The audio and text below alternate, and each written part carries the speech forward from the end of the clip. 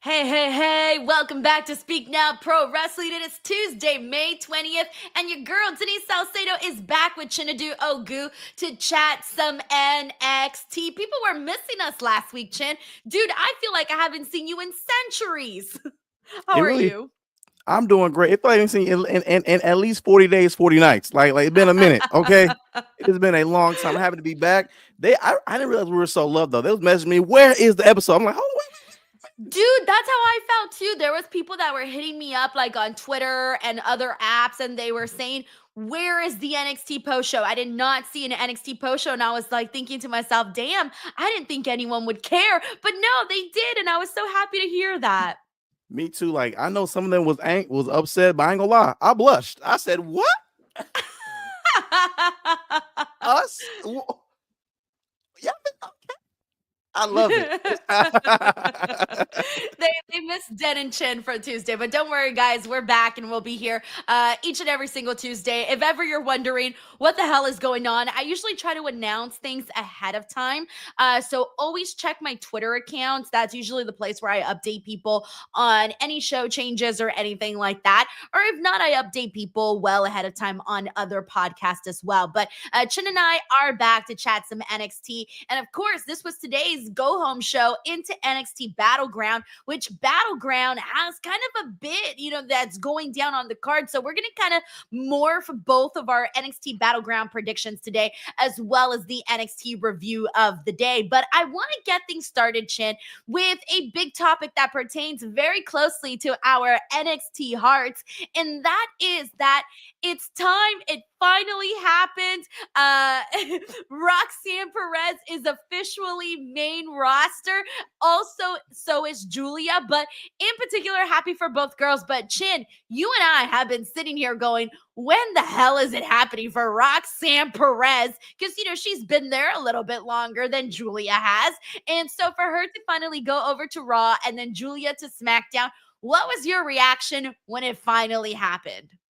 Well, first things first, I want to say a congrats to Julia, for her going to SmackDown. But I ain't gonna lie, I was like, okay, Roxanne, I was kind of like that. I ain't gonna lie. That's great. That's great. Okay, yeah, Roxanne. Listen, I was super excited. This was a long time coming. Like, I'm so happy for this girl, just because I think because I've met Carla before, and I know Carla, and I met her a few times. I've watched her work in reality wrestling, watched her work in Ring of Honor, watched her train with Booker T. Like watching her matches when she would come out and like the crowd would cheer and things like that though. But it was like she was still developing. It was still the indie, still working her way towards there. She's still like on the mid card.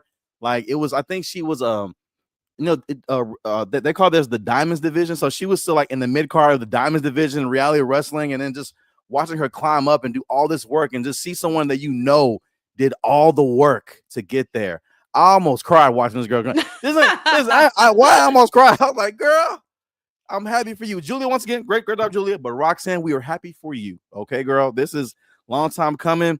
I know she's going to do great. I just love everything that they have done for them. I'm happy they're not a tag team. That made me extremely happy to see, because I didn't want them to start with a tag team, because they have two different styles. They wouldn't mesh well. They need to be single stars. At least give them the try, their chance. I love the inclusion of Roxanne and Judgment Day. We talked about this a few weeks back on NXT. On NXT, I was like, I saw them talking in the background. What if they add her in? It'll be dope. She gave Dominic chicken nuggies. I said, listen, the boys is cooking with Roxanne. I love it. She won the match.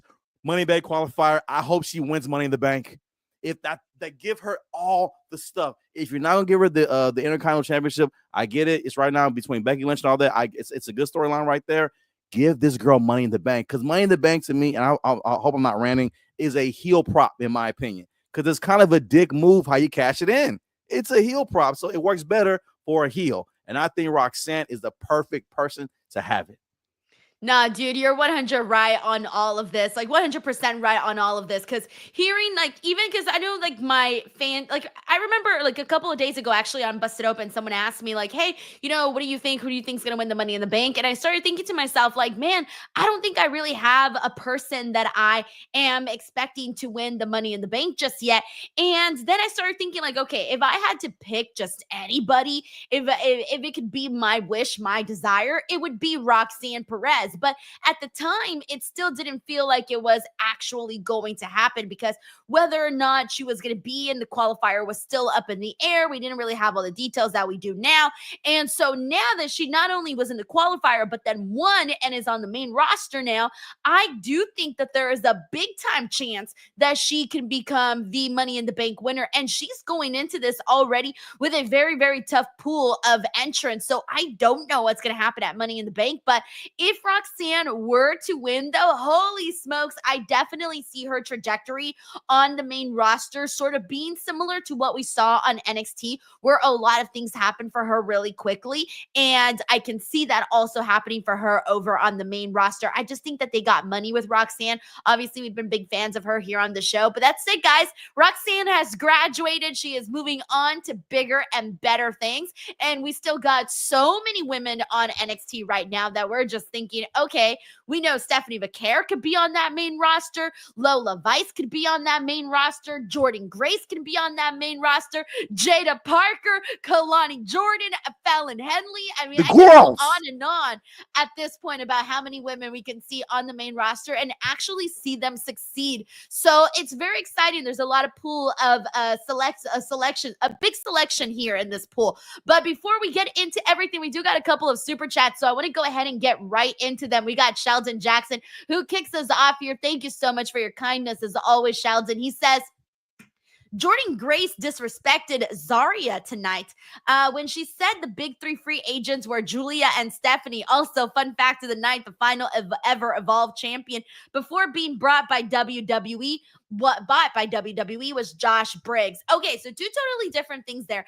I don't know. I mean, I remember during that time people were talking about Zaria, but I don't feel like there was as much. Maybe I'm wrong. Maybe I'm remembering this wrong, but I feel like there was far more buzz and anticipation for Julia and Stephanie than there was Zaria, but she was up there in the conversation. So you are right on that, Sheldon, but I do feel Julia and Stephanie just had a little bit more of that oomph, more of people wanting to see what they were going to do on over on the NXT side.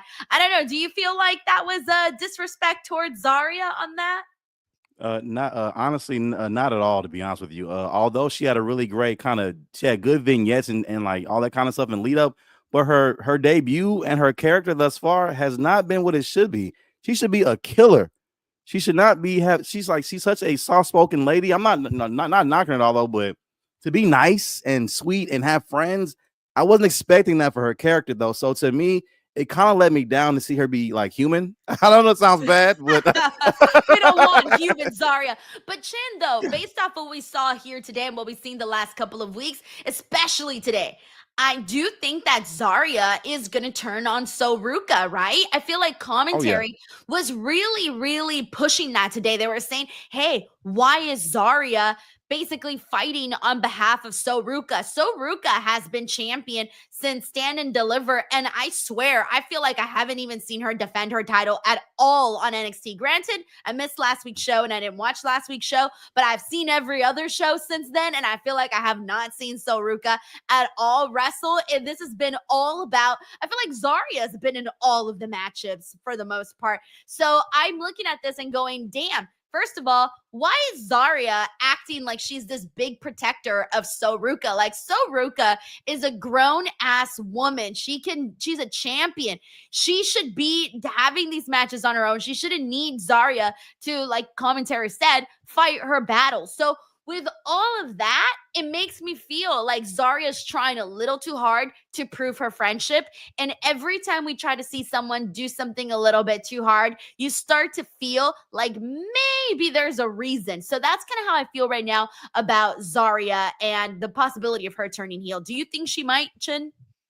I think she might. I mean, a crazy swerve could possibly be if So Ruka did it. Although her character and her finisher doesn't serve it, because she's such a face.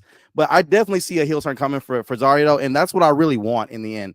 Because her, again, the entire character of her, it really should be I'm on my own. I don't need anybody. And to me, it's just weird to see her be her protector. And again, I haven't really seen So Ruka as the defending champion. Like you said, I think she defended maybe once. I think or twice, two times max, to my knowledge. And so thus far, it's really just been, her and Zaria are friends. And when it comes to the women of WWE and wrestling, I hate them kind of storylines. Like I hate we're friends, we're not friends, and I trust you. No, these girls are killers.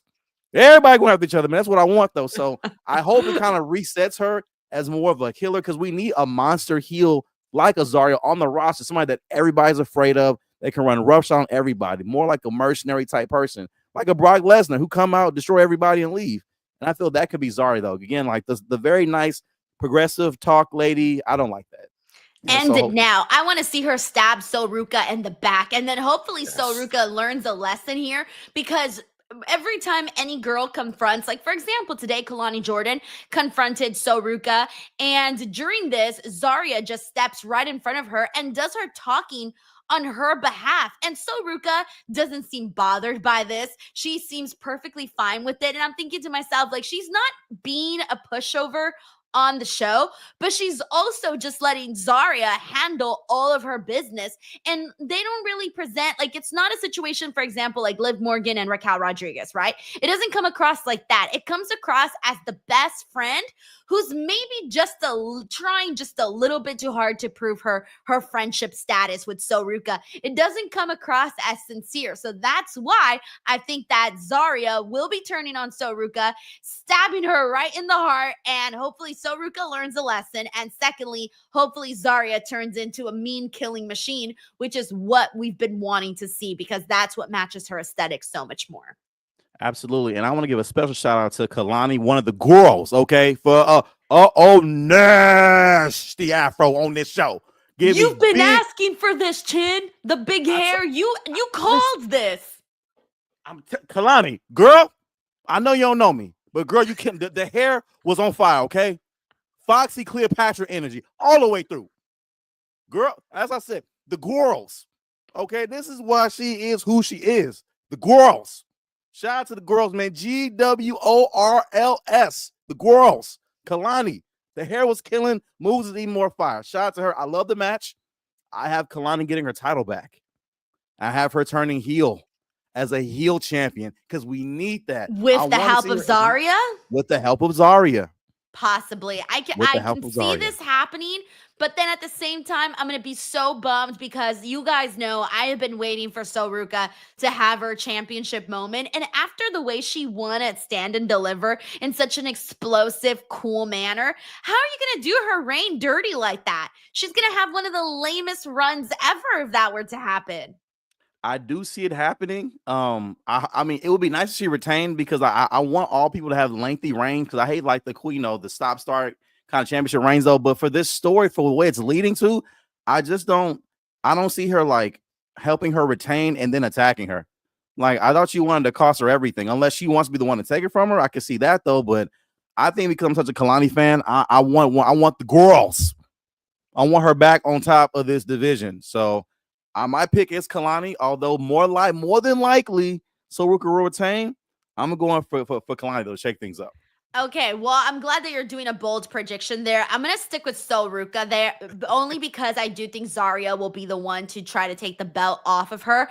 But I do feel like they're going to start to speed up the progression of Zaria turning heel. And then Kelani, I feel like we've seen Kelani and So Ruka wrestle each other a couple of times. And once like I realized, okay, they're making this match official, dude, I'm so excited for it because they tend to wrestle each other very, very nicely. Was their match the one I really loved at Heat Wave? I believe so, actually. I'm trying to remember if it was Kelani and So Ruka, the match that I really loved at Heat Wave. When they did that. Hold on one second. Let me make sure because I hope I'm not confusing. I hope I'm not confusing anybody there, but I remember that. Yes. Okay, I'm not confusing anything. Oh, brother. All right, now I'm even more excited. It was Kelani and Soruka at Heatwave. All right, do you remember that match? Mhm. Oh, all of Dude, them. oh Banger. my God. Yes, that match was so freaking good. And if it's anything of what we saw the first time around, and given that this happened last year, I think that, clearly in the last year, they've both improved a lot more. So I can't wait for actually to see them running back now that I remembered what they did at Heatwave. So, oh boy. All right, now I'm a little bit more excited. All right. Thank you, Sheldon Jackson. We got a Shout very generous super chat from the homie John Taylor. John Taylor says, say his name and I appear. Yes, I actually watched NXT solid episode. I always pop for Joe Hendry. First of all, I can't believe you watched NXT today. But here's the thing about NXT. Today's specific episode. This was a fine episode. I thought they moved a lot of stories together. You know what I've been feeling like though recently, Chin? And I'm wondering if you feel this way. Do you remember when NXT 2.0 era first started and they were introducing all of these people? I remember hopping onto my post shows and trying to, for the life of me, remember everyone's names because there are so many new people coming in. That's kind of how I'm feeling right now with all of the LFG people and the Evolve people, especially because I'm not watching Evolve and I'm not watching LFG. I feel like I'm relearning so many. I'm trying to learn all of these new faces that are coming into NXT. And granted, they're not coming in huge waves, but there's a lot of people that I legitimately do not know. Like even today when we were watching Javon Evans and Sean Legacy and Ashanti the Adonis, Sean Legacy, that was my first time watching him wrestle ever. I had no idea who he was or what he was all about. So even little things like that, I was trying to get familiar with some of these new faces. I know they had the LFG winners as well. I didn't even realize the season was I didn't even realize that they had announced the winners already. So I was like, shit, okay, those are the winners. Great. And so I don't know, Chen, are you feeling the same way? Listen, let me tell you something. All right. I felt for a kid. Now I grew up and I've been a fan since 98. I feel so bad because as a kid, I used to watch all wrestling, Raw, SmackDown, Shotgun Saturday Night, LimeWire, Superstars, Confidential, all these shows. I, for the life of me, cannot find the energy to watch Evolve and LFG. I just cannot do. And I sit here and they bring these characters on. I'm like, who? And when you brought up NXT 2.0, I was like, wait, what was that? And I was like, oh yeah, unicorn vomit. That's what that was. The logo was at that. That's how I remember that era. That was a rough time. That was a rough time, man.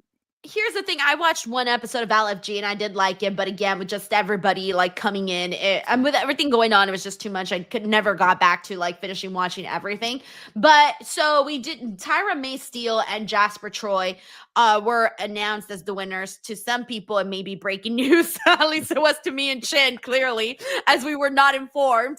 But they announced that today that Jasper and Tyra, they're the LFG winners. They're there on NXT, and Jasper, we actually see some of Jasper throughout the show. So I mean, they're clearly getting the ball rolling very, very fast there. And right now, I'm just kind of feeling like I'm trying to familiarize myself with everybody, though. John, thank you so much for the super chat. Thank you so much for the endless support. We got Bob Raj Jr. here who says, as a fellow Black person, we don't claim Trick Williams as our brother anymore. Our ancestors might have even been disappointed with us than they already were. Okay, so let's talk about this. We had a Joe Hendry concert and we had a Trick Williams rap performance. Now, I do not have a musical bone in my body. So I already know for a fact that if I were to go out and sing, people would go running and crying and people's ears would be bleeding. Okay. With that being said, I wasn't really sure what to make of Trick Williams's performance. I didn't think it was bad. However, I didn't feel like it was authentically him.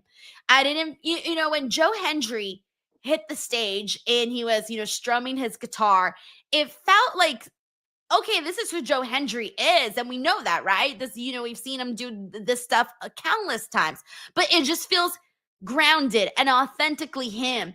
And when they had Trick Williams go out there, it didn't feel like this was something that is second nature to him. I was even going to ask if anybody, like, I'm not sure if he does music or if this was just a one-off or if maybe he's dabbled in it a little bit. I wanted to know his experience level. I want to say, first of all, Bob Ross Jr., I want to thank you for the super chat because I had the chance to hear Denise say, as a fellow black person, that cracked me up. As a fellow black person, I'm just reading the super chat. All of a sudden, you never know. People are going to come in and be like, what? What is Denise trying to pretend to be? What? I'm going to be like So Ruka. I'm going to be like, I didn't know she was black. Listen, to this day, Reg, if you ever seen this episode, Reg, your comment about Reg, that still cracks me up to this day, Reg. She got a black ass dad, look like me. I said, and I Googled So Ruka's dad. I was like, is that Reg? Oh shit. I've never Googled her dad, but I'll take your word for it. Okay, so the performance, was it good? Like, I don't know. Was it a good performance? I felt it was okay. It was okay to good because for who Trick's character is, I felt it served the purpose of, I guess, who he's turning into, because it had a like of an arrogant tone to it. You know, we're seeing Trick turn heel, and it's clearly a slow turn because the crowd still cheers him to a certain degree, and they boom. Feels like a full-on heel to me at this point. I feel like he's been a full-on heel for weeks now. I feel to me, but the crowd reaction to me still hasn't gone all the way yet to me. When I'm hearing, I still hear chant that Trick. Yeah, and I feel like, I don't know if we're in the karaoke era of fans, but it's like to me, like he's a heel, but it's like I like him still. And it's like the rap was okay. The hook was catchy. Average Joe, I get it though. But like I said, Joe Hendry's felt more natural. Joe Hendry's felt like I'm about to watch the Rock concert because it felt like it's a natural talent he's bringing out for us. Trick felt like that was something he had to like rehearse because I don't think he's naturally a rapper anyway. Because like, you know, I don't think, you know, I know he released a rap song before, but you know, it wasn't bad. But I just felt like it was you know, it was cool. It was cool. You know, it was cool. You know, I love Trick. You know, so I was gonna come on this Trick early. I got the wig and the microphone right here, man. But I was like, let me not do that, man, because let me not do all that though. But it was good. I didn't hate it. All I remember is the part where he was saying Average Joe and something about Teletubbies in the beginning. I caught the Teletubbies part in the beginning, and then him calling him an Average Joe like 100 times. I like the part where we talked about Joe Hendry's midsection, because first of all, quick disclaimer: Joe Hendry's is much better shape than I am. Okay, if I take this shot, you be like, "Oh wow, wait a minute, are you in the? Shannon, you in the? You what? What the belly? What is? I thought you was the play, you know, but when he made fun of Joe Henry's midsection, I thought that was funny though, because although Joe Henry is very fit, he's a fit guy, but you compare him to Trick, I can see why he was sad though, because you compare Trick is made of like 0% body fat, so I thought that was a good line in there too. It's genetics on this one, I feel. Just Trick genetics. Williams has better genetics. Like, Joe Hendry works out and does his due diligence, but Joe Hendry is natural, and that's the best, that it's gonna, get. And whereas like Trick Williams is also that is just genetics, Yeah, Trick Williams could eat a bag of Oreos and lose 8 pounds. He's like, that's that kind of genetics, like the good kind, the kind I don't have. Yeah, seriously, the kind I don't have either. All right, I'd kill for some Oreos and an 8-pack. Okay, right now. Okay, but here's the other thing that I want to mention though about the actual performance too, is that in the end when we did get Joe Hendry and he goes out there, right, and he's strumming his guitar and he's showing the fun little clip of Trick Williams from the past. It was like a Halloween episode. I remember seeing that little haunted thing that they did, and they included Joe Hendry's little meme to that. But here's the thing. The big thing from Trick Williams' performance was that he was calling Joe an average Joe, right? The big thing from Joe Hendry's performance is that he was calling him Carmelo's bitch. And I'm thinking to myself, okay, one of these is not like the other. If someone calls me an average Joe, no big deal. Whoop-de-doo. I don't care. It ain't going to shake me to my core. Now, if someone calls me someone's bitch, I'm going to be like, oh, shit, what the hell? Like, we got to fight. Like, this stings. I'm obsessed. You're upset. You're fired me up, right? So I felt like, here's my big pickle with this. My big issue with this was they didn't give Trick Williams enough of a punch, right? Like there was no punch for Joe Hendry. Joe Hendry came in with the punch when he called him Carmelo's bitch. But I didn't think they set up Trick Williams to do the exact same thing. And then even in the end, when they had the face off and the crowd was chanting Carmelo's bitch, and then they tried to get the average Trick tried to get the average Joe chant going, and Joe Hendry kind of had the bro, it ain't hitting the same face. And I'm like, yeah, it's not hitting the same. No one's feelings are going to get hurt being called an average Joe. Yeah, and I felt like in terms of insults, I felt Trick had the catchier phrase, average Joe. It was catchier than Carmelo's bitch, whatever though. But in terms of what the crowd felt, when you go there, like it's a rap battle. Like Joe Hendry in like a Nickelback style delivery delivered like ether bars. Like he just talked about everything. He brought in footage of everything like that. And like that's like one of the Achilles of Trick Williams. Everyone knows this. That's why when Javon Evans called him out that way, that's why it hit so hard, because we know the history. And to be honest, what made me happy about seeing Joe Hendry come out on top for this segment, because he did Yes, come out on top. He won this. And he did win this. I will be wholeheartedly, because the crowd was firmly behind Hendry. You heard a few in there, but I feel that's because the crowd likes to chant, like you said. But they were firmly behind Hendry. What made me happy about this is that because we've seen Hendry stand tall now, we might see Trick Williams stand tall later. We've been feeling this way, Chin. We've been feeling like he would actually defeat Joe Hendry.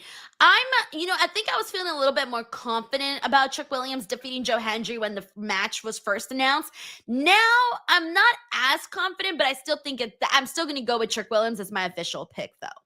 Me too. I truly feel there's a lot that could be done with Trick Williams newly as a heel, being the champion of a company he doesn't really respect, and Joe Hendry's desperate chase to get that title back, or maybe Moose or a Nick Nemeth, or who, they have so many people on that roster that could go after this belt, and it gives more attention to TNA. And I felt, to me, if I'm like a booker, this gives me a chance to like flex Trick Williams' heel side on other platforms, give me more time though, because NXT time is booked up. These women got this on lock. You ain't finna get more than 10 minutes, Trick, no matter how hot you are. But on this show, we can give you a little bit more time, cut more heel promos, get more crowd reaction, help build that up. And I think it'll be a really, really good idea. So again, my prediction, our new TNA World Champion, Trick Williams. Whoop that trick. All right, we got Sleaze Boy here who says, since Dirty Dom is sliding into Roxanne's DMs and her chicken tendies, Liv should get revenge by hooking up with me and add Lana so Lana can finish her story with Liv. All right, Sleaze Boy. Sleaze Boy always swerves us with his super chats.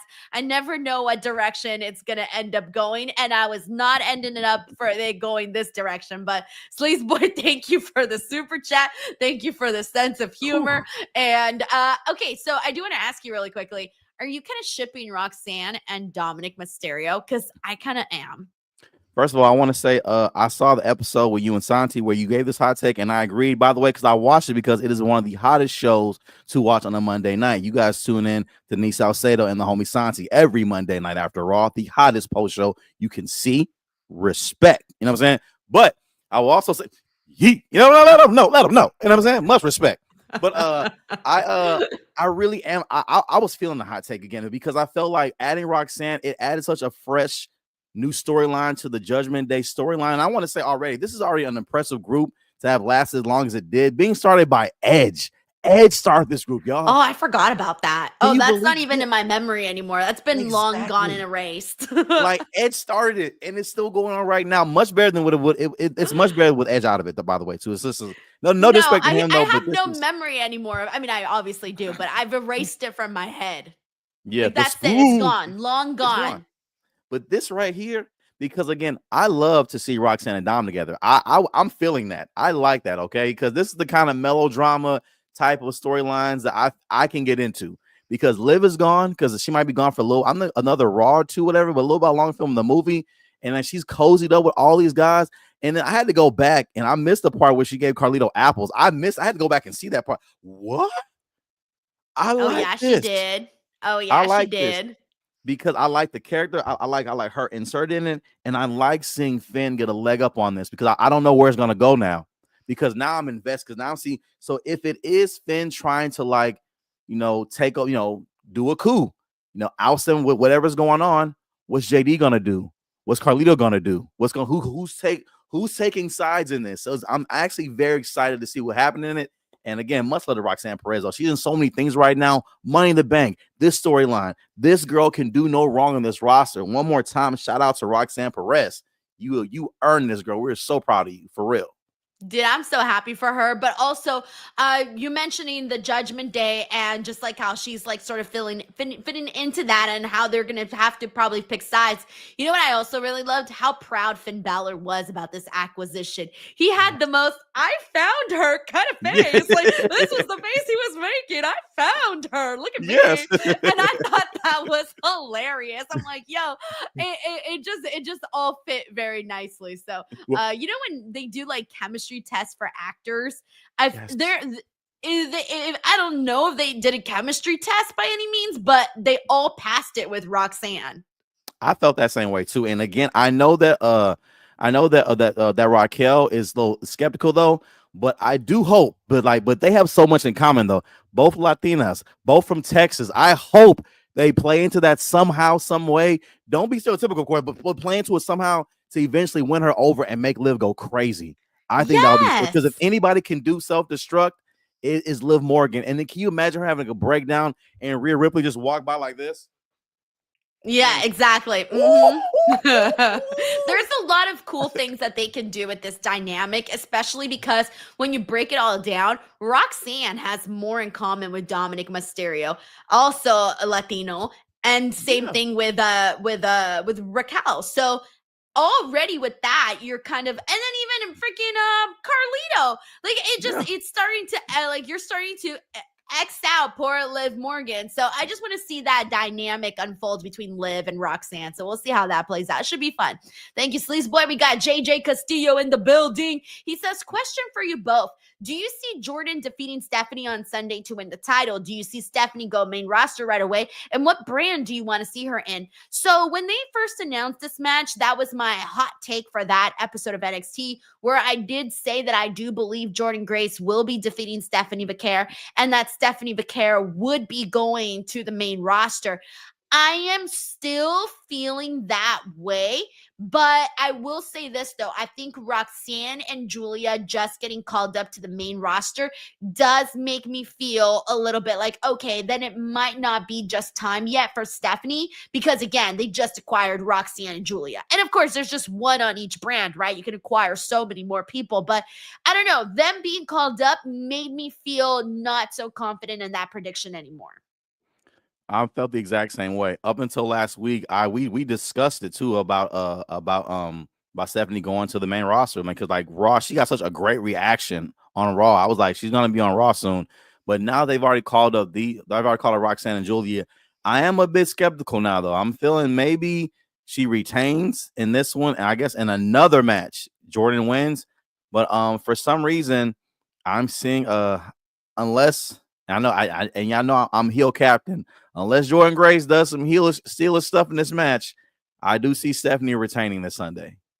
Yeah, and let's not forget we still got Worlds Collide coming up. I think that Stephanie Vaquer is going to be the one, waving that flag, waving that banner, and representing NXT. And I don't even know how they're going to format this Worlds Collide PLE. I feel like we're almost there. Like they should get working on that already because it's not that far from now. What is it? June 7th? Is that the date? Mm-hmm. Yeah. And there really hasn't been we have no idea what this PLE is going to look like. Like I cannot tell you what I predict any matches to be. The other one I had predicted was Stephanie Vaquer versus Lola. That's the only one that I've predicted. And I truly don't know what direction they're going to go because I don't know what to expect from the show. I truly do not know what to expect from this show. So I'm just kind of like in a wait and see kind of mode.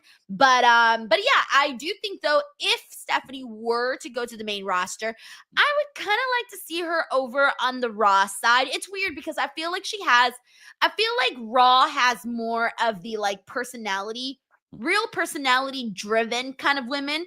And I feel like on SmackDown, they have a little bit more of the the more wrestling focused.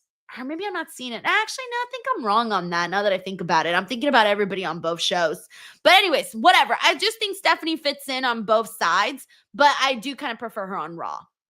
Me too. Mine's a much more basic reason. I feel just because like her red gear looks better than her blue gear, so I see on Raw. I'd be red.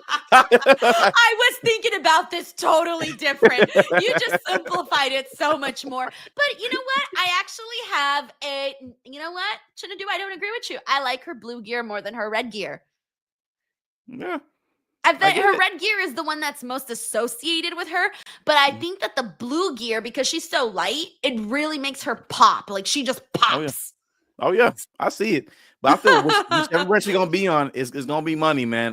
Yeah. It's especially with Booker on commentary. He's gonna get all her moves over. If you know, you know. But yeah, that is true. That's very true. Very true. Yeah. Thank you so much, JJ Castillo, for the love, support. Thank you. We got Larice Johnson, who says NXT was okay tonight. I give it a 6 out of 10. Yeah, it was a fine show. Nothing bad.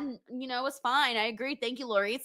And we got Chinedu Ogu. Chinedu says I can't even speak anymore. Happy belated birthday, Denise. Well, Chin, thank you so much. You didn't have to do this, but thank you as always for the love and the support. And you know, it was a nice birthday. So thank you. Absolutely. She didn't even mention her birthday here, y'all. Didn't even say nothing about it. Listen, you better. Most folks do their birthday like a national holiday. Denise went over there and they ain't say nothing. Y'all wish her Denise happy birthday in the chat too, y'all. I feel like I've mentioned it so many times. I'm old, Chin. It's all going downhill from here. I don't even want to tell anybody the horrible thought. I haven't told anyone this. I haven't even told my husband this. The horrible, I'm not even going to say it on the podcast, but I had this horrible thought the second that I woke up on my birthday. Why? And I don't know why. I want to say, Denise, you're very young, okay? Because first of all, if you're old, I am out of there, okay? You're not old at all. I just had this horrible thought when I woke up, and I'm like, oh my God. And so, anyways, whatever. I don't know why I just went in such a dark place. I want to know. Has that ever happened to anybody? Where you're like, oh yeah, it's my birthday, but then you're like, wait, it's my birthday. You know what I'm saying? We're going to talk after the chat. I want to know what it was. No, because then if I put it out there, everyone's going to start thinking the same thing for themselves, and I don't want to do that. So I'll tell you afterwards. You're going to be like, Denise, why are you so morbid? I think I'm going back to my emo face, Chin. I have been so deep in my feelings the last week, like really deep in my feelings, bro. I've been having some like really just like deep thoughts. Why? What's going on? I don't know. My life is just wild right now. So I think that my mind is just in a million places and somewhere it doesn't really want to be. Look, we definitely gonna talk, but you got good things going, all right, Denise. Look, and again, y'all still very young, y'all. Don't listen to me. I'm old. Don't when people her age say that to me, and I hear her say that, I be feeling so sad. Like, man, my knee popped 5 minutes ago. She's saying, "Oh, I can't believe this." I almost didn't show up to the stream. I was like, "What kind of pop was that? Was that a lot? Wait, was that 2 pops or 1 pop? If 1 pop, I'll be fine. 2 pops, I gotta go to that emergency room." You're like a sneeze will throw your back out and you're done. You're cooked. Sneeze, check, inch light comes on. Okay, the whole let you drop all that, man. Crazy. Well, Chin, thank you so much for the super chat, dude. We got John Taylor here who says, this is a great month to join Denise's Patreon, BTW. She wrote a Dear Diary entry last night. If you want to read Denise's diary, because admit it, you're curious, do it. YouTube censored the site, lol. Okay, so I did start a Patreon. Just search my name, Denise Salcedo, on Patreon. I'm going to start adding the link to the description box. I just kept forgetting to do it. But I'm doing watch-alongs. I'm doing additional podcasts. And like John said, I'm doing weekly diaries, and it was so funny yesterday because I started writing my diary and I had to delete it 2 times. Really? I'm like, yo, this is way too deep. What are you doing? What? Delete. And then finally the 3rd draft, I was like, all right, this is like good enough to put out for consumption. Y'all get on that Patreon, man, because you know, if they're on Patreon, if y'all think y'all should get the good stuff here, the good stuff is on Patreon, okay? The deep dive stuff that you will never be able to see on here, just like John Taylor said, okay? Wild stuff, okay? Go check out Denise's Patreon right now and support. for some reason, I thought you already had one for some reason. You just started one? No, I just started my Patreon. Yeah, literally just started it. So Oh man, it's and you getting the won't. ball rolling. And I know she won't say it though, but man, you will be a great birthday gift though. I'm just putting it out there, man. Some new Patreon members. That's all. Just saying that. That's all. I know Denise won't say it though. She said, I don't want to do it. I'll do it. I know. I don't give. I don't give a doggone. Okay, busy. You know, I don't care. I will. What? Let me say. She didn't ask me to do this, y'all. She didn't tell me to do this, y'all. But for real, for our homie Salcedo's birthday, y'all. Imagine if half of us who watch NXT every week on this chat join the Patreon tonight.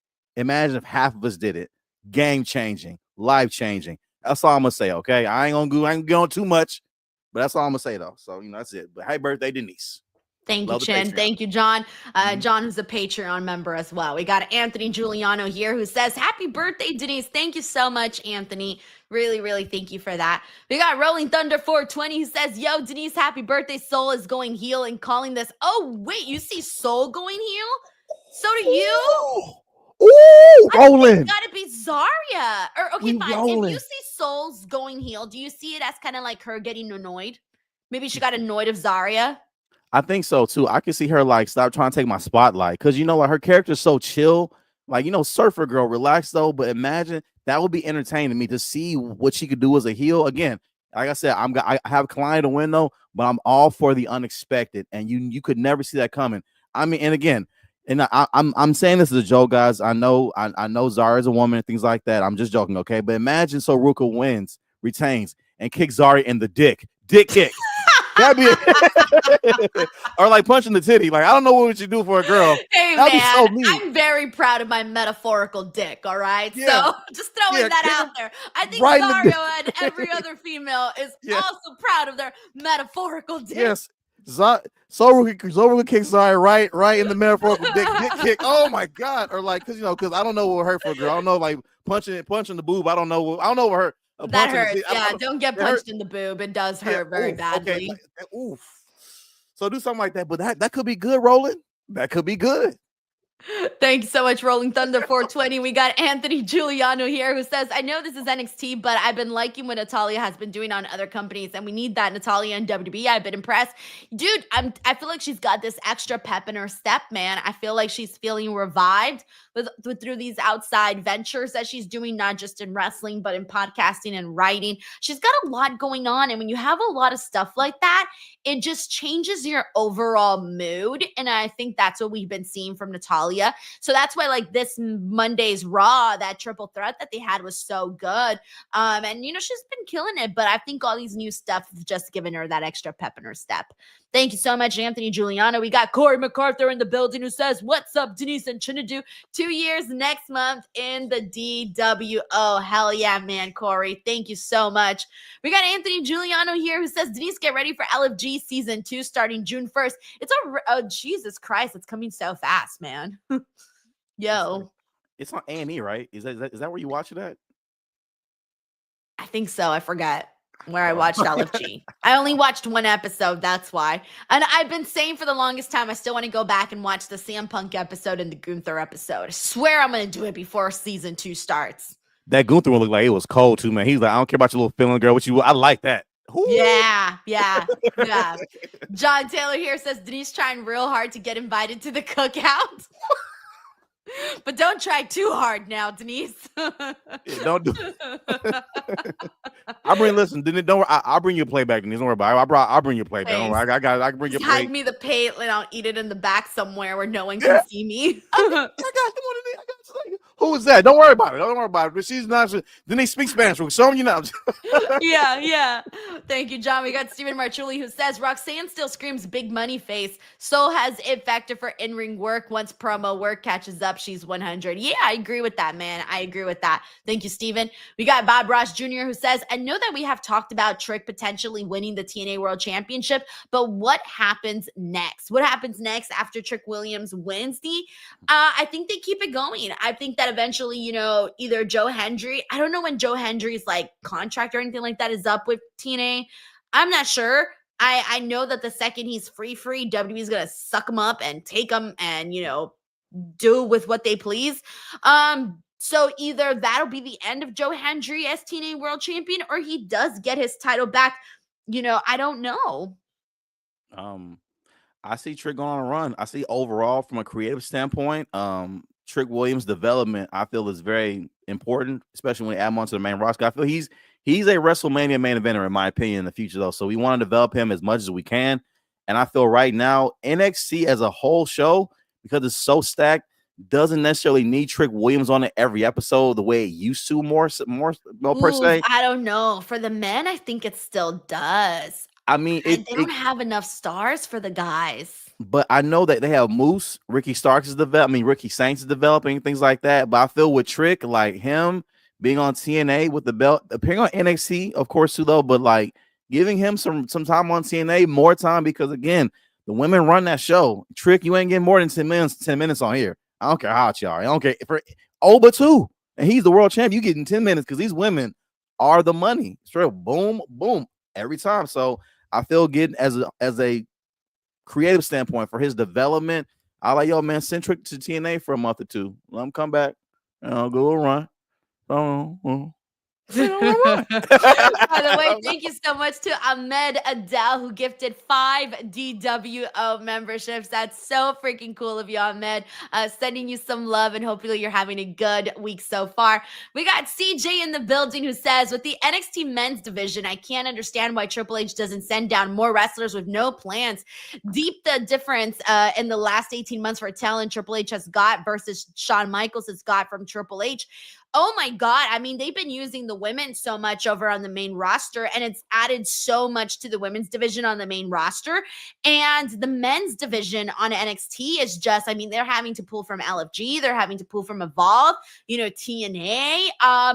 There are certain guys that are on the main roster on Raw or SmackDown that don't have anything going on, that could definitely be doing more over on the NXT side. But yeah, I do feel like, and NXT is doing its job, right? Which is building up riches so that the main roster could take it and take advantage of it, right? That's what it's supposed to be. That's what NXT is all about.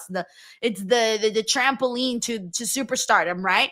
But it does feel though like we were getting a little bit more of those, the main roster guys for a little bit on the NXT men's side.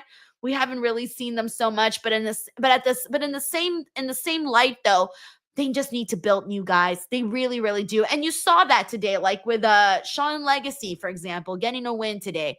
Little things like that is going to help get some new people, over and all of that, or just start getting people to talk about them. I wholeheartedly agree. Definitely build up new guys, but in the meantime, Andrade ain't doing nothing. Send them on down, man. You got Andrade, Grayson Waller, Austin Theory. You got a lot of guys they got storyline going on, but they ain't really cooking at. But it's cooking, but it's been a while on this cook. Like, send them on down to NXT, man. Help them build up the roster though. Andrade back in there, I feel will be a great addition to NXT though, because he's not really doing much on SmackDown. I know, but at the same time, I'm like, damn, bro, they would do him so dirty though. I know. But I feel like on SmackDown, it's weird, right? Because it's like you don't want people to be go down, right? Quote unquote, go down. But at the same time, it is kind of a little bit better to at least get some TV time. Yeah, because like him, the crowd could see him becoming NXT champion again a lot sooner. They see him becoming US champion or Intercontinental champion or world champion on the main roster right now. It's just like they're not giving him the TV time, the backing, the booking, and I feel like NXT for a little bit would do him some good, just because the crowd would be excited to see him. Better crowd reaction, better matches. I just feel that way. I know he's already won the belt, but it's just like I feel it's better than what he's doing on SmackDown right now, in my opinion. So sad. Teardrop. All right, we got Bob Ross. We got Moniz is back. I'm out here doing teardrops for people. We got Bob Ross Jr. here who says Denise is invited to the cookout. Trick doesn't deserve it anymore. Damn, am I replacing Trick Williams? Damn. Listen, Bob, listen, man. Listen, you got to call Black Delegation before you make a call like that, man. You're going to get us in trouble on here, man. I love Denise too, man, but we can't make them kind of calls right now, man. We got to get a committee.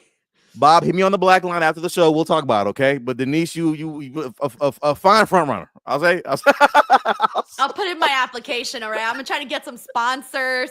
You know, like when you try to get citizenship, you got to get your sponsors. You got to pass the quiz. You got to be in good standing. I'm trying to do all of that to get invited to the cookout.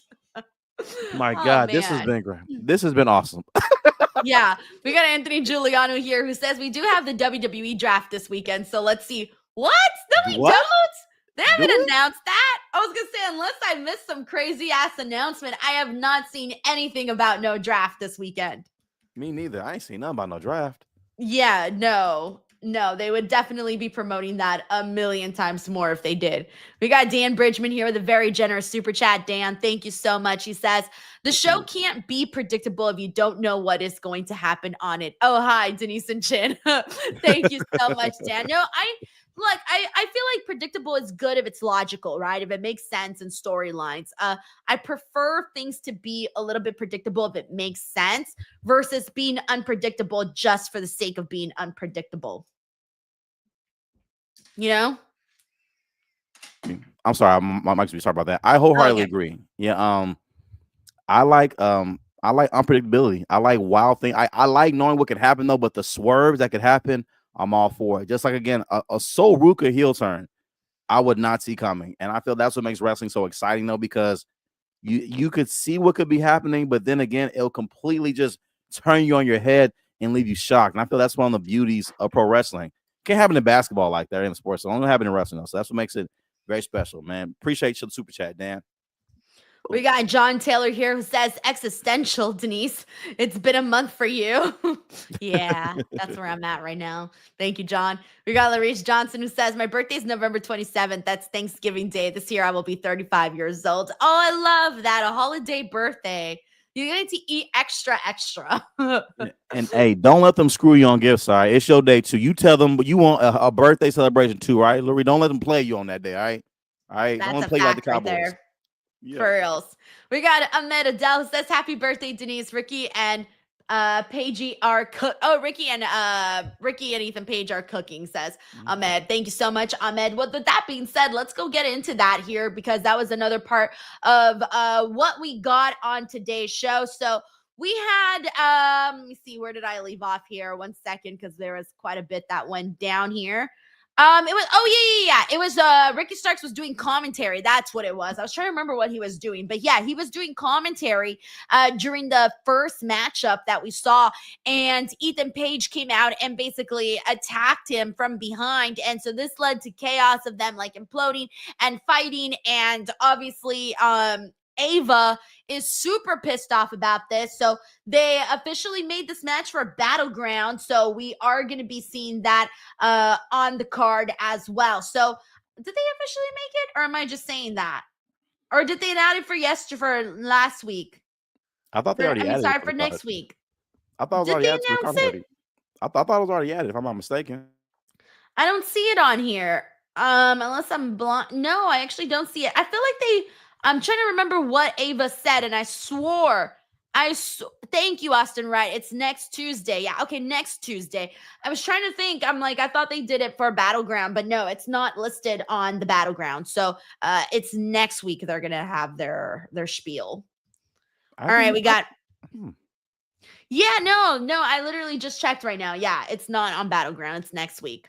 All right, we got thank you so much to Ahmed. So anyways, with that being said, how are you feeling about Ricky and Ethan? Because that still feels like, even though they've been feuding for a bit now, it still feels like the biggest thing that Ricky has done. I feel like some of the stuff that happened in between just wasn't getting as much buzz as what he has been doing with Ethan Page. Like that feels like the biggest thing anytime you see them together. I like it. They're definitely, to me, they're adding more value to the North American Championship. They're making it feel like they both really, really need this belt. I feel because they're both so good on the mic and they're entertaining with it. They have good chemistry. To me, I feel like they're gonna be not maybe fight forever type enemies. You know, when they're in the match, they're saying fight forever. I see that happening between these two though, because they're coming from a place where both of them were very underutilized. The crowd knows this, and the crowd loves these two together to the point they start chanting "Thank you, Tony" every time they lock up. Okay, like every time, which is crazy to me though. Silly. But I love what they're doing with the title. I really love it. I want Saints to retain, but again, I feel what makes Ricky Saints also so good is that when he's chasing a belt, chasing something though. So either way, I feel it's really good though. But the boys is cooking on the title. Like they are probably the hottest men's storyline I feel they have going right now. It really Even is, because the only other thing is, well, actually, no, it's Trick and Joe. Trick and Joe is the oh hottest yeah, storyline, and then it's Ethan and Ricky, and then I don't Oba, even I guess. I feel like Oba don't even have that much. Oba don't have that much steam with it. I feel it was a good match, but no, like, okay, I feel like, okay, so let's talk about Oba and Miles Bourne here, because here's the thing, like, Miles Bourne, he won the Battle Royal, and his story is so unique, right? So he's, he's deaf, so people, like, you hear him talk, and obviously he's going to talk a little bit differently, but that's what is building, even though he's technically part of a heel stable. He's the baby face in this actual feud against Oba Femi, because people are getting behind him, because he cut a very emotional promo today, and he was talking about how, when you grow up different, your parents worry about, what kind of life you're going to have, and he's been saying how he's been proving himself and having all of these obstacles and all of that and overcoming all of those things. And so I feel like the people are, they're gonna get behind him. They're gonna root for him, and so it's his personal story that I think is drawing interest in Miles Bourne and Obafemi. It's not the same kind of interest that you have with Joe Hendry and Trick Williams, who are both big stars, so you're interested in them. It's different where you're interested in Miles Bourne's character himself. But I do think that Obafemi is going to basically like eat him alive in this matchup. I don't think anyone's expecting anything else to happen here, but it's mainly just getting to know Miles Bourne, and this being like the biggest thing that he's done on NXT. Definitely agree. I feel like this is similar to what we talked about with like Lash Legend and people out of Metaphor. Once again, let them cook. The whole point of developmental is to see what each person can do. And if you don't give them a chance, what's the point? So if somebody like him, give him a shot. Let's see. I mean, he cut a great promo. Crowd was behind him. He spoke confidently. I mean, and you could tell everything to me was articulated well. And I know I want to say this too. I find what he's done to be truly remarkable, to overcome what he's done and to be able to compete on national television every week on this level is amazing. I want to say as a disclaimer, guys, I'm a comedian, guys. I actually watched the episode of NXT when I was getting ready to do an open mic. So there are comedians that heard him talk on the microphone. I won't say what they said, okay? I'm gonna just say comedians are dicks. All right, that's all I'm gonna say about that. But it was yeah. But for him, I truly love what they're doing with him. I hope they build him up. The crowd is into him. And I could really see him breaking out of no quarter catch crew eventually and being on his own as a like baby face character the crowd just wants to see win. I see it happening. But in terms of this match, though, listen, but boy, eat this boy up. No. Yeah, no, but he can't be a heel. He needs to be a baby face. Like, Yeah. it's hard because, yeah, like, I'm not gonna boo this man. Like, what the hell? Like, Yes. there's no way I'm gonna boo him. Like, I'm gonna root for him. And so he needs to be a baby face and break away from, well, because the no quarter catch crew, to me, they're heels. Maybe they're heels to me just because I wasn't like too crazy about the group. So, but they're heels to me. So we'll see. But anyways, we got John Taylor here who says best part of Patreon is unlike other websites that can just decide to not pay. Denise, looking at you, Mark Zuckerberg. We, the DW, are directly supporting her and giving some peace of mind. Yeah, it's been the drizzling shits with Facebook, and oh my gosh, you won't believe it. So today, the last message that they sent me, so I asked Facebook, I said, hey, I would really like to create a new page so that I can, start a new, I want to create a new Facebook account so that I can start a new page and get working on it while you guys handle your shit because you're taking forever, right? I didn't say it like that, of course. And they said to me, Denise, they're like, that goes against meta policies to have two accounts in the same person. Please comply with the meta policies. And I'm thinking, yo, you're telling me to comply after I'm the one who's been hacked with my identity freaking taken from me, yet I'm the one who has to comply to the rules? Yo, I nearly lost it when I saw that message, but I didn't respond. So yeah. It's very frustrating, guys. And for those that don't know, like behind the scenes, for people, creators like Denise and myself, and all these platforms and pages, the work we put in means a lot. It's a lot of work, a lot of time, and Meta makes a lot of money off our content, guys. Right? And It it's makes a crazy. lot. Like, you would think they would have real support for people who are making them money too. Yeah. What they pay out to us is nothing compared to what they make. Okay. And even then, and like now they're trying to like hold people's pace hostages. And when things like this happen, it's hard, it's frustrating though, because it's like they almost act like they're helpless to do anything. And when they do stuff, it takes so long. It's like now at this point, if someone hacked my page, they've pretty much like ruined it in some way. For some of my friends, they've sent all kind of crazy messages, requesting all kind of wild stuff though. But it's hard to go through this though. And like John said, it's difficult. And so when you do join the Patreon and things like that, you do pay into a good person making great content for you guys. So once again, shameless plug. Shout out to Mick Foley. All right, cheap pop, blatant plug. Also, with that being said, I want to thank Luis Arturo Mendez, who just became a member of the Patreon. So, Luis, thank you so much. I get the notifications direct to my phone. Yes. Direct, all right? Direct. Direct. Patreon is actually the only place that I have notifications on directly to my phone. I don't got Twitter notifications, Instagram notifications, all that stuff's off. Patreon's the only one that goes directly. And it is amazing. I started mine during the pandemic. I had to shift everything to just a digital. And I started I started uploading my stand-up specials on there to watch me exclusively on there. Great community, man, and it's so awesome, man. So y'all, once again, Patreon is a great way to support Denise. If you want to directly, you know what I'm saying, that is a great way. In exchange, you get amazing content that she otherwise couldn't put on here because of monetization issues and things like that, though. So definitely support the DWO on a whole new level. Thank you, John. We got David Primero here who says, when I saw Dark State, it want me to turn my TV off. They need to listen, put the right people on TV, and I don't see any LFG peeps to save the men's division. Look, we've been giving Dark State a chance, all right? They cut a little promo today, a little vignette thing. Nothing really crazy, but I mean, so far the best thing they've done was that backstage brawl. That was fun. Can't complain about that. But I mean, I can't disagree with David Primero. I'm still not feeling like right now the only person, like the only new young person that we've been seeing that actually feels like they've got some gas in the men's division is Javon Evans.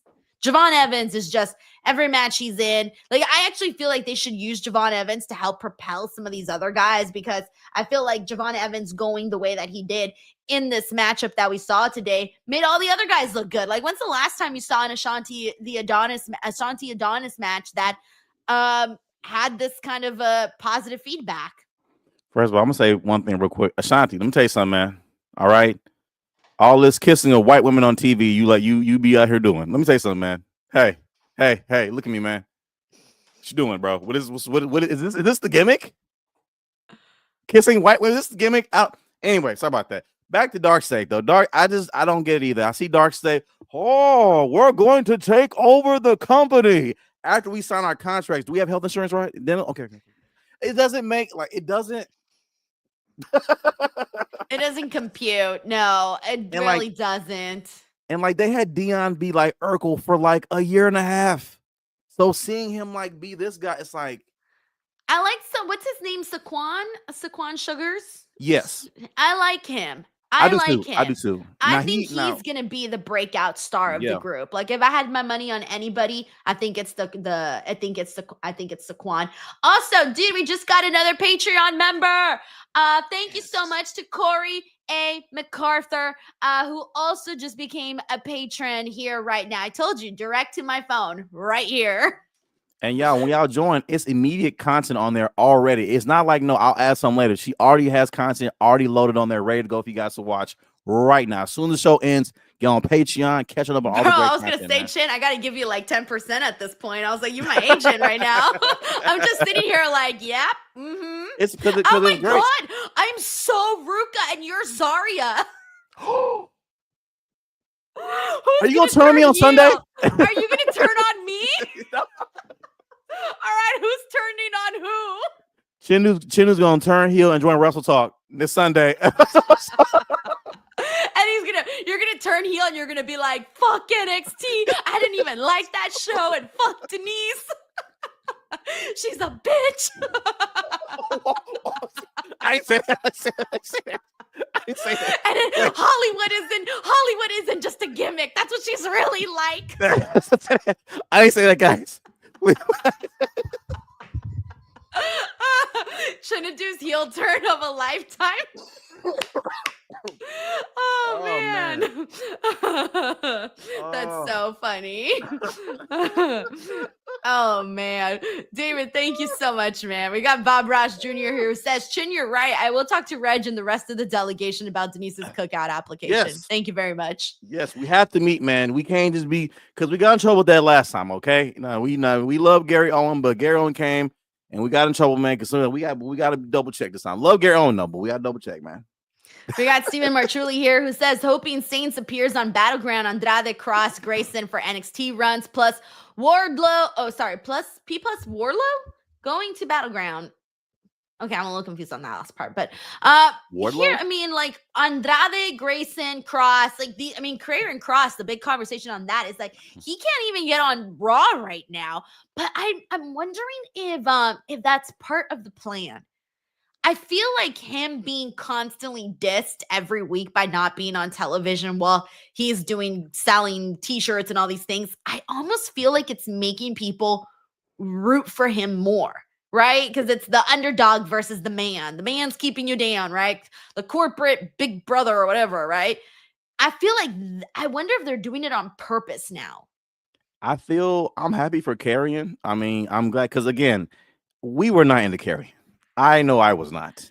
I was not at all. And I want to say, even still, I can still find holes in his current character now. As I give me a chance, they gave you several chances, actually, bro. I understand what they're doing now, but if you look, they made you bald, grew your hair back, gave you a faction, gave you Scarlet, all this stuff. What are you talking about? You weren't giving an opportunity. But I understand what he's doing, though, and realize I get it, though. But storyline-wise, as a fan, I'm like, you were given so many chances, bro. You sucked at all of them. But I get what they're doing now. I'm happy for him as a person. I don't know him personally. I don't want him to see this. Chin diss me. No, I didn't. I think you're great. I'm happy for him, though. But overall, I'm happy for him. But just wasn't into it, man. I'm happy he's doing good now, though, man. Hopefully this will get some momentum, and we'll see a side of Killer Cross, Karrion Kross that we've never seen on the main roster before. We'll see, man. We'll see. It's too early to speak on this. I feel like we're just waiting now at this point. And I almost feel like it's being done on purpose. That's just my theory on that. I don't know. Santi is so hype. I'm like, I don't get it, Santi. He's so hype. I'm not that hype yet. I need to see it in action. The problem is that I've seen more misaction. I don't even, that's not even a word, but it's a word today. I've seen more of Cross's storylines failing than I have succeeding. And it's been such a long time since I was a big fan of his on NXT. And it's been a long time since that. I feel like I need to be reminded. Yeah. So that's where I'm at with that. So we'll see. But anyways, Steven Marchulli, thank you so much for throwing some names out. CJ says, you missed my second super chat, just to let you know. Oh, no. Hold on a second, because it might have came in on oh, yes, I'm so sorry. Oh, CJ, here we go. I don't know how that happened. CJ, thank you so much, and I'm so sorry about that. He says, with the NXT men's division. Oh, wait, no, I did read this one. Yeah, I did read this one, CJ. Yeah. I think you might have, I don't know if you missed my response, but we did cover this. Is what led to the whole conversation about basically seeing more of those main roster guys coming into the NXT side of things. Yes, we did read the super chat, CJ. Thank you so much. Unless there was a different one, that's the one that I'm seeing on here. So you don't have to send in another follow-up. Just let me know over in the comments section, and I'll make sure to double check that. We got Luis Arturo Mendez says DWO for life and is also a patron member now. So Luis, thank you so much, man. We got CJ here who says, I feel like people are harsh on all new factions. I don't know. It's not that per se. It's just that there's been so many good factions that now if you aren't good, you're going to be compared to like all the other good ones. See what I'm saying? Yeah, because off rip, like they're giving like Shield type energy. So that's what they're going to compare them to. And if it don't deliver, unfortunately, that's just wrestling fans in general. That's what we do naturally. So kind of just Right. how it is. Right. Also, we got another patron member. Welcome, Ryan S. Ryan, thank you so much for joining the Patreon. I can't believe it. This is like the most consecutive members we've had in one stream. So, Chinedu, I'm going to have to start hiring you to come into all the shows and promote my Patreon.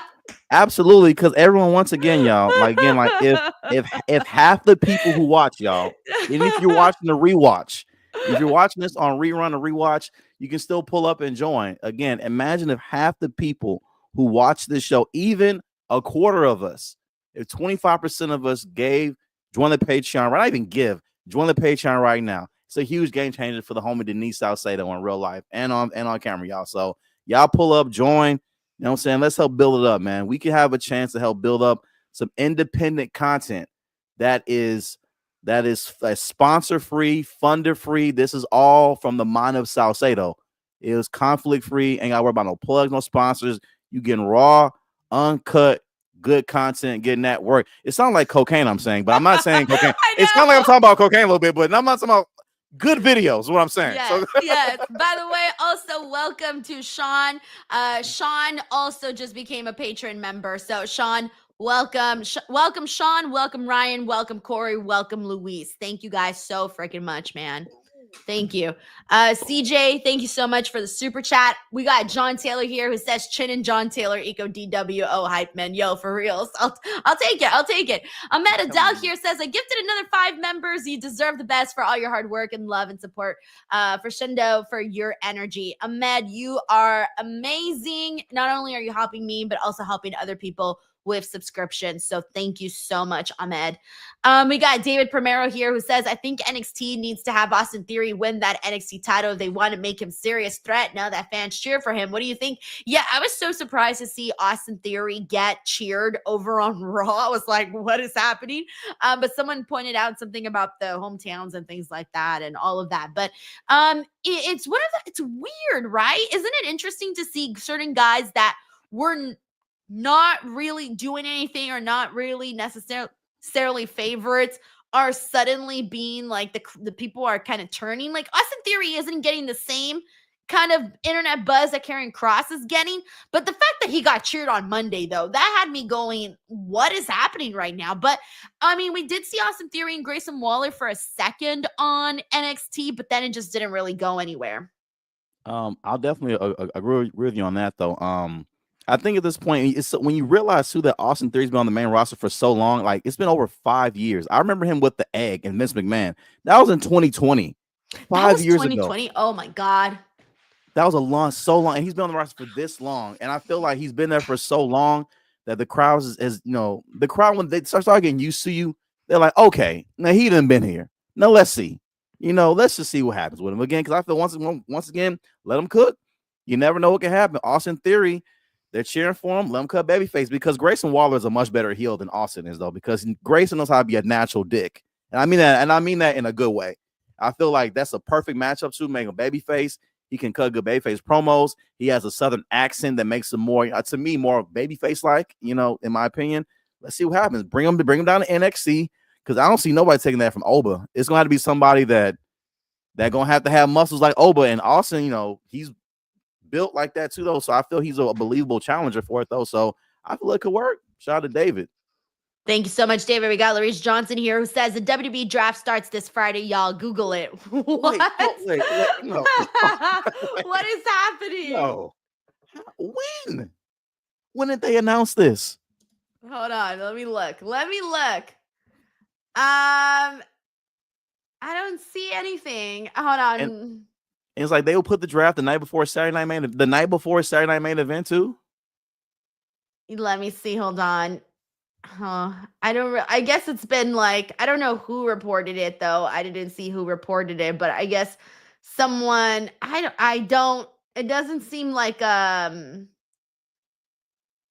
no, this doesn't seem too concrete right now though, just based off of the limited information there. All right. David Primero here says Kross needs to renew contract is WWE using this to Kross needs to renew a contract. Is WWE using this too? I do look, I don't know when Cross's contract is up, but I feel like sometimes what I've noticed is that when certain people's contracts are up, like we usually find out like after, right? We usually find out once they've actually resigned. I feel like we've been seeing some situations where, they've been waiting very, very close to the end to like go and negotiate all of that stuff. But I mean, I just, with Cross, I don't know what's going to happen, man. It's really hard to say. I feel like all the buzz he got was on a clip that didn't air on Raw or SmackDown. Like this was a Raw post show. And Yeah, with that one clip, generated so much buzz, became a top seller with the t-shirt. That's incredible. I don't want to take that away from him because that is massive. Like so many guys would kill to have something like that. So it's weird to me that they haven't necessarily tried to do something with it on TV, especially right now, while there's all that buzz going on. and it's wild because in WWE, if you selling merch, listen, we're gonna put you on something. We work with you though, so maybe they feel the underground route is a much better route for carrying it this time. Saves TV time and also helps them keep the merch up though. So who knows? Also, at the same time, too, though, I mean, WWE, they've released people who have had more things going on actively than carrying right now. I remember when they released Aleister Black after closing out SmackDown. Remember he came up and he knocked out Big E, knocked out everybody, black masses everywhere, and the next day he got fired. Crazy. Dude, man, it's just, I don't know what happens anymore these Yeah. days. We got Bob Ross Jr. who says, do y'all think Ethan Page versus Ricky Saints is whoever loses gets called up match?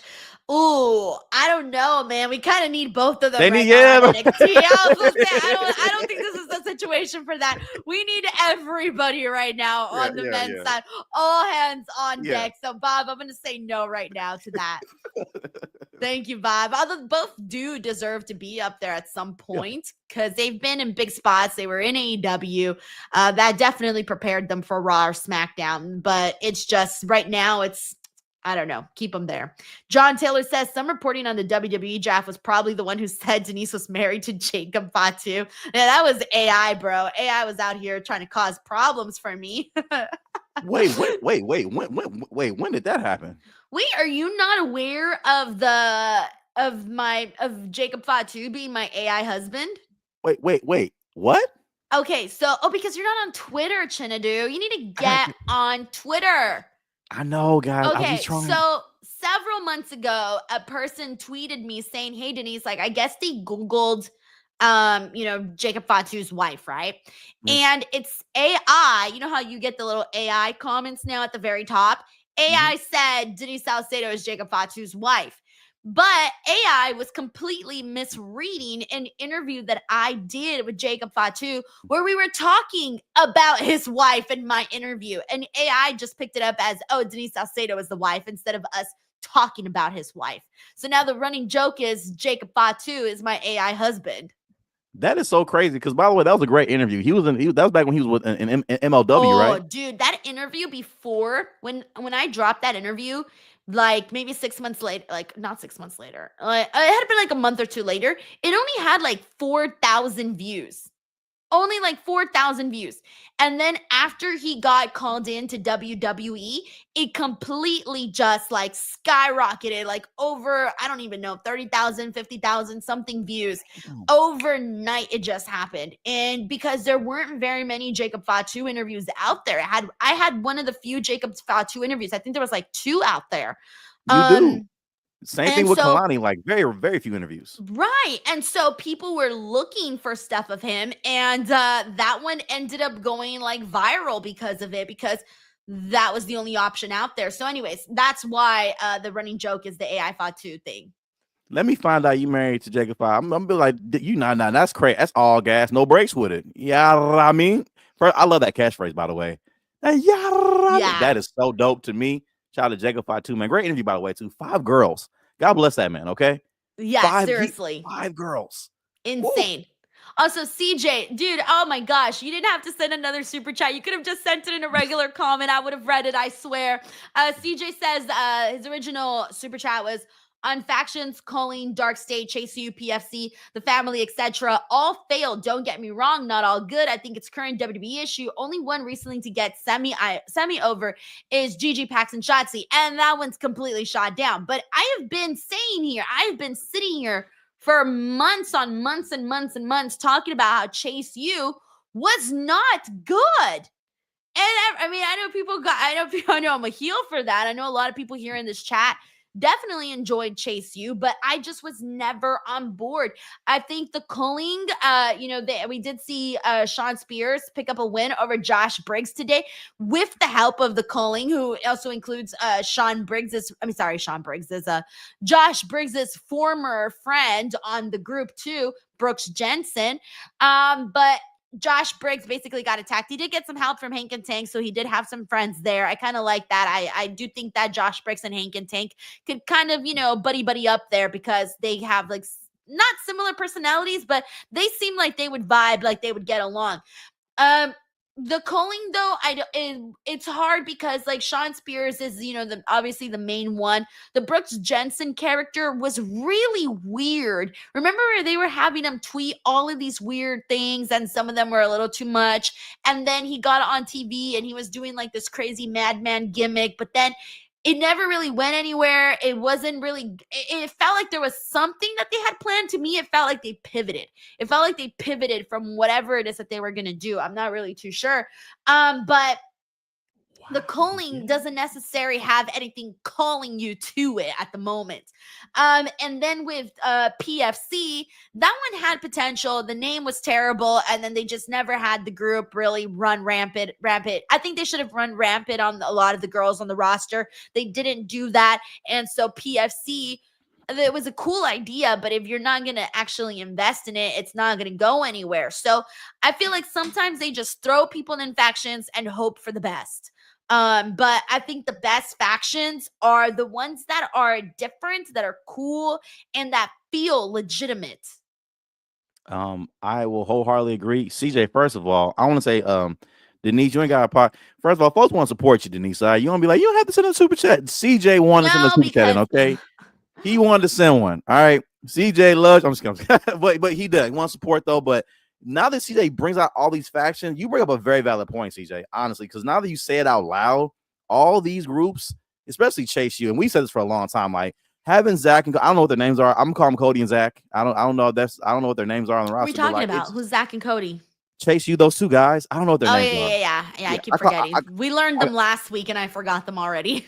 I feel like Zach and Cody's more catchy in my opinion, but I just feel like just overall, it's just they all aren't getting over, and even then to a point like it's left kind of not a stink on Thea Hale, but man, Booker said it best. Name one successful graduate from Chase U. When he said that, I thought, yo, damn. I mean, come on. He's not lying, though. No lies detected here. That's a fact. Big fact. Man, Jay, they said that so much on Raw, by the way. Lord have mercy. Oh, I know. That was the running joke yesterday. It was the running joke. Also, CJ added, forgot the Wish bloodline. Even that struggled. It wasn't until Jacob Fatu came in. And when Jacob Fatu came in, it was the aura. I mean, I'm looking at me out here defending my AI husband, but it was the aura, though. And that's what it takes. You need people with captivating personalities to like really bring you in and sell the group. Mm-hmm. You have to. Otherwise, it just looks like a group of people cutting amateur promos, and you don't take them seriously. So that's what it is. So we'll see. Hopefully at some point we do get a faction that we're on board with. But CJ, thank you so much for your generosity and for bringing up a really solid point here on today's show. Denise, I'm gonna cut y'all, man. Just want to say real quick, man. Zoe Starks, if you see this, please get well soon. I mean, I am praying for your recovery. That was such a rough injury, and we are praying for your recovery for real. Feel bad for her, man, but just bad timing overall. We got CJ here who says no quarter catch crew is another, but no, the missed super chat was Triple H saying Hayes, Braun, Fractum, etc. HBK gets Ridge, Cedric, and Ashanti. Yeah, I mean, again, the point of NXT is to get these guys, prepped and primed and ready to go to the main roster. They don't want to be on NXT forever, right? Like he was supposed to get Hayes and Braun and Fractum.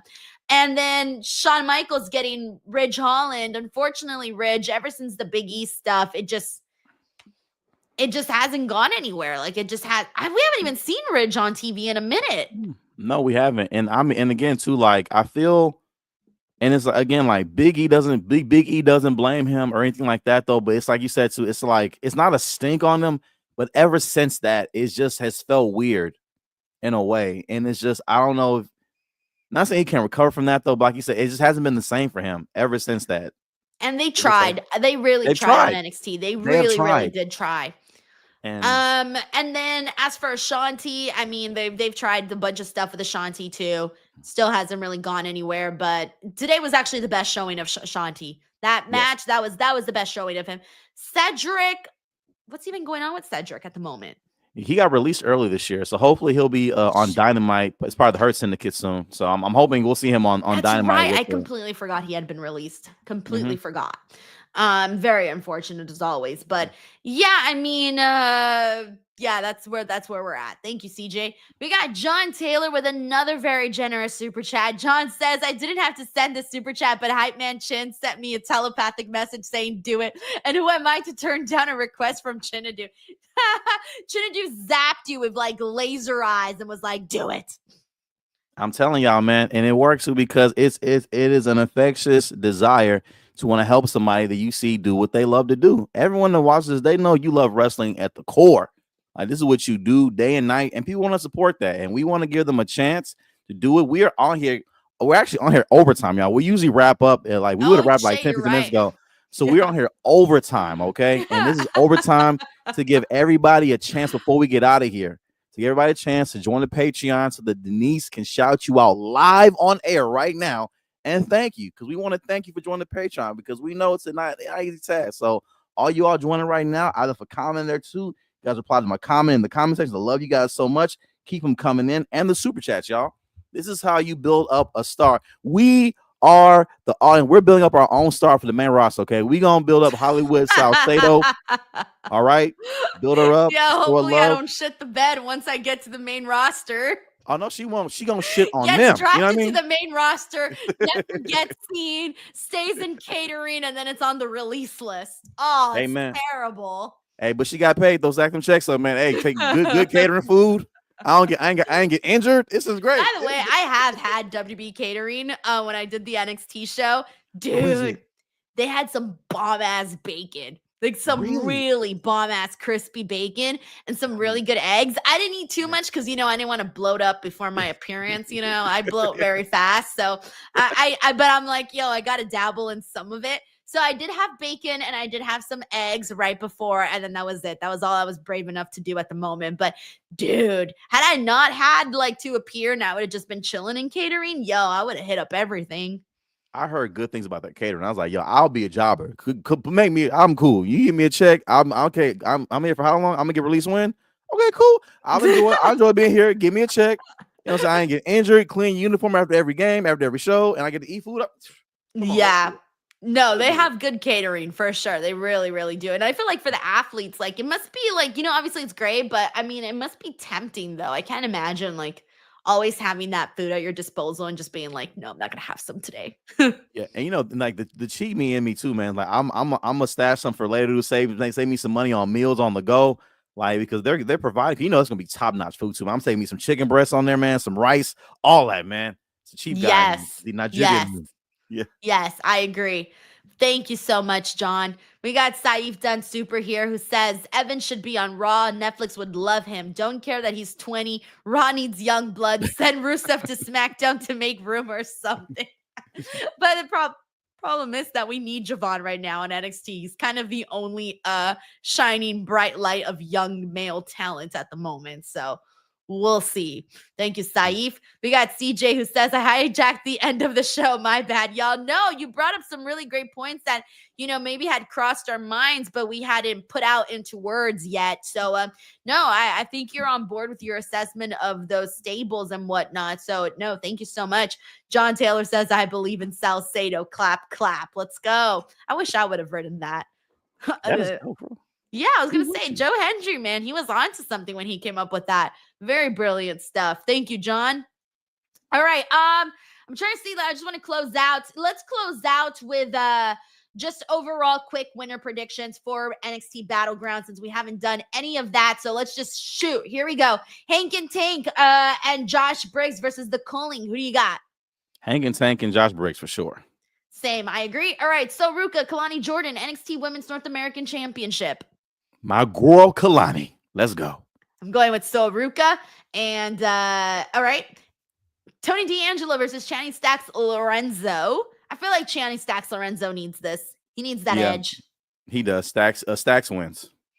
All right. Joe Hendry, Trick Williams, TNA World Championship. Trick Williams, new TNA champion. I'm with you on that one. Stephanie Vaquer, Jordan Grace, NXT Women's Championship. Now I feel it would be great for Jordan to win though, but I see Stephanie Vaquer winning. Stephanie winning is just, and even in the second step further too, man. Like I'm happy I got to see Lola Vice and Jada Parker on the show. I love Jordan Grace, but a part of me still feels like Jordan, like Jada said, back of the line.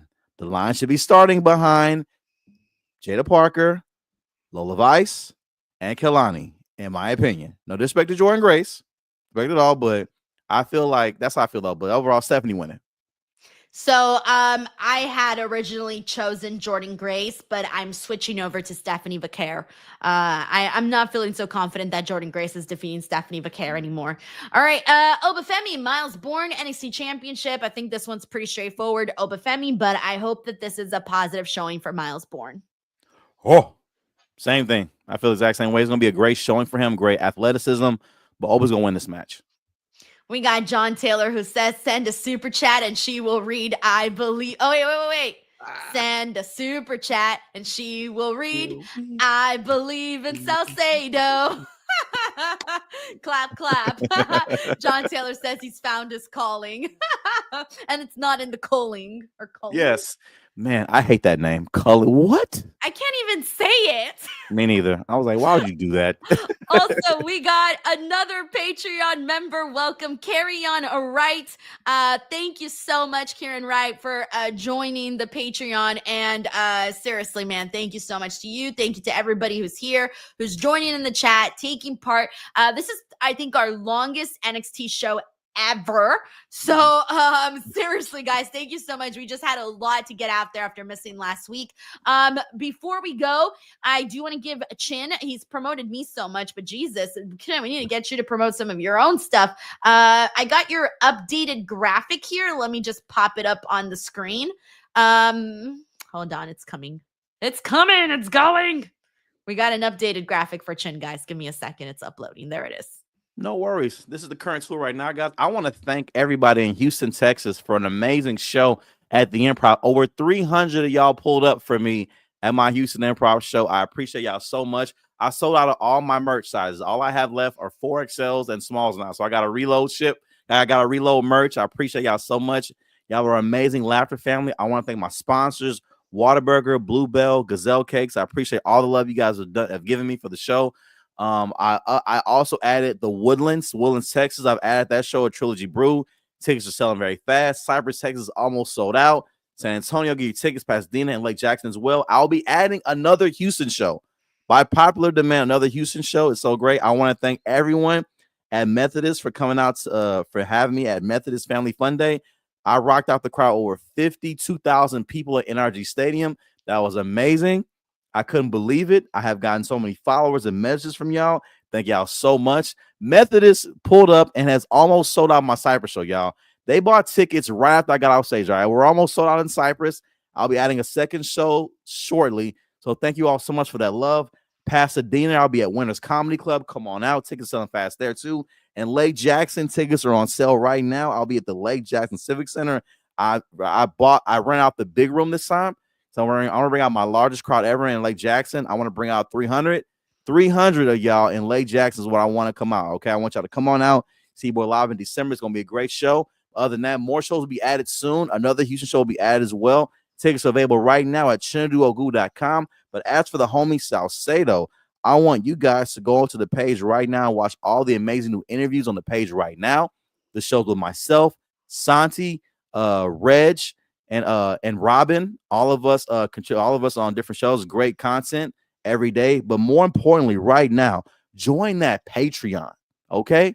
Join that Patreon right now. It goes a long way. Denise is not asking me to say this, however. Denise has more work to do. Denise asked me, she needed me to wrap up, actually, to be real, because she got more editing to do, honestly. She needed me to wrap up. But I'm gonna go ahead, say it anyway, because I need to say it. All right. Join that Patreon. Subscribe, get amazing content you would not get on her regular YouTube because it would get flagged. Okay. Exclusive content. Join right now. We have had a record number of signups right now on this live stream. Let's keep it going. Okay. All throughout the night. Let's have Denise wake up to a record number of Patreons. Okay. One more time for everyone watching. Imagine if half of us join the Patreon. It will be a game changer. That's all I'm going to say. Join right now. Thank you, Chinedu. Boom. We got John Taylor here who says, we love you, Chin. You always lift up the DWO. Yeah, you're the Paul Heyman here of I'm Roman Reigns, you're Paul Heyman. I don't know. I guess now Seth Rollins. Because you were the star. This is so much fun to do, y'all. When I tell y'all it's a lot of work to pull up here and do the show, I have a great time doing this though because Denise does all the work. All right. If you go to my page, she does the graphics, the topics. Yeah. If you go on my page in my world of comedy, I'm the leader. I have to do everything. You know, I have my team, I lead them and all that. It's a lot of work. So when I get to come here, I get to kick back and relax. This is great. Okay. A lot of work she puts in here, y'all. And we want to make sure that we show our appreciation for it. One more time, joining that Patreon right now. Thank you, John. We got the Champ 39 who says, hey, Denise, I'm so freaking happy. I won $1,000 betting on the Thunder. What? You won $1,000? The Thunder won. Hey, the Ant-Man, I saw Ant-Man went down. And the Ant-Man come back in the game? I know they played tonight. The Thunder won? Wow. Oh, my God. Dude, that is incredible. Champ 39. Yeah. Hell freaking yeah, man. It's always good when we can win something and just like, oh, that's amazing to hear, Champ 39. I'm so happy for you, man. Enjoy your money. Spend it wisely. Have a good time. Oh, look, Champ 39. I literally just said spend it wisely. And he gifted 5 DWO memberships. Let's effing go. Sharing the wealth, man. Yes. Oh my God, that's so crazy. That's so crazy. They holding you hostage, Denise. They know you got to go, but they refuse to let you go without showing you more love. And I'm with y'all. Don't let Denise leave, y'all. Y'all go ahead and donate most up to Denise so she can go here. She got to, she got to edit, right? She got to go out. Oh my God. Well, Champ 39, enjoy your winnings and thank you so much for giving back over here to us. And man, may you win some more, bro. Keep winning. Keep winning. Thank you, Champ 39. All right, guys. With that being said, that is our show here today. Thank you so much to everybody who tuned in. We'll be back once again next Tuesday for NXT Conversation. John Taylor also gifted 10 DWO memberships. Oh my gosh, guys, what is in the air today, yo? They keeping you online. They're like, we don't, no. Yeah, no, this is my big FU to Mark Zuckerberg's bots out there on Meta that don't let me create a new profile. Yeah. If they don't pay, like I said, y'all, if the platforms won't do it, the people will. And Denise has the people, the real people's champion on this internet wrestling YouTube stuff, man, for real. So I thank y'all for real, sincerely, for showing love to our fearless leader, Denise Salcedo. All right, it's hard in these YouTube streets as a creator and a leader and as a boss, entrepreneur, business owner. All this stuff is a lot of work, though. So for real, we genuinely, sincerely appreciate all the super chats and the Patreon signups tonight, man. It goes a long, long way, for real.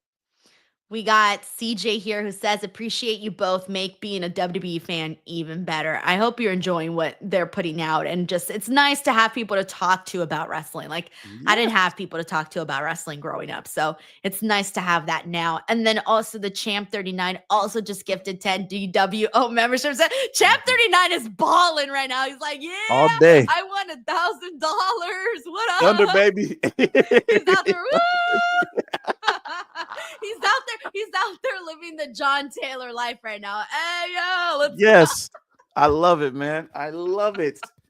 And it's all for the homie Denise Salcedo, man. That's what we love, man. Oh, shit. All right. Well, thank you so much to everybody. Seriously, I'm literally sweating from everything. I'm sweating right now. All right. With that being said, that is our show. Thank you guys so much. We'll be back here tomorrow, Reg and I, for Dynamite. Friday, I'll be here with Robin, and I'll be doing my SmackDown watch along on Friday. And then Saturday, I will not be here, but I'll keep an eye out for video content. And then Sunday, I will be here for Double or Nothing. And then also keep an eye out for Battleground content. And then Champ 39 says, $1 million man, baby. Champ 39, congratulations on your winnings.